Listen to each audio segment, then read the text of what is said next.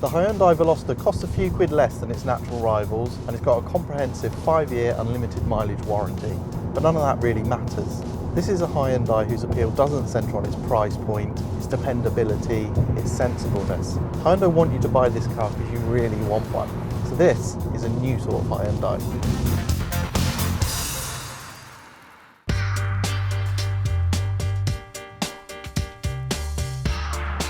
The Veloster is a coupe in the style of a VW Scirocco or Vauxhall Astra GTC, or rather it is on this side. Around there's a rear door too, just like a conventional hatchback. Hyundai call this the 1+2 door configuration, and the spin says it makes it a sporty coupe for the driver, but a practical hatchback for passengers. Certainly the wacky looks are more coupe than hatchback, but to me it looks like the designers had more ideas than they knew what to do with, and throwing them all at this compact car has made for a distinctive shape, but one that's so busy it could almost give you a headache. Oh, and this rear door might be a useful feature, but the bigger boned amongst us will struggle to use it with any dignity. Oh, ow.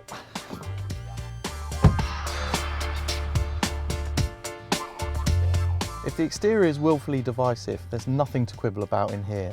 I love the sharp lines of the interior, and these big, deep-set instruments give off a really sporty vibe. The materials are excellent too.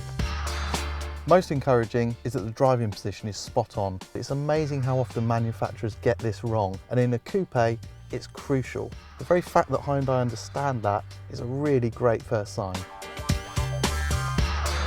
This is the most basic Veloster, but it's still really well equipped, and as standard you get this 7-inch touchscreen control centre, there's air conditioning, MP3 compatibility and rear parking sensors too, and they come in really useful because the view out the back isn't actually that good. For those in the cheap seats it's not too bad either. There's not loads of room here, it's a strict 4-seater, and as you can see there's not much headroom, but it's competitive with class rivals, and the boot is the biggest of the lot. These upswept side windows do make it feel a bit claustrophobic though.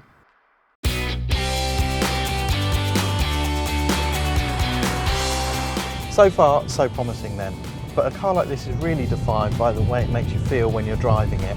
The looks say this is a daring, left-field, dynamic car, but can it really deliver a driving experience that matches that promise? Well, the 1.6 litre engine is no firecracker, sadly. It sounds timid and a bit feeble at start-up.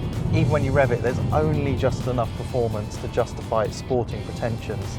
Opt for the Sport package, which includes 18-inch wheels, leather and a panoramic roof.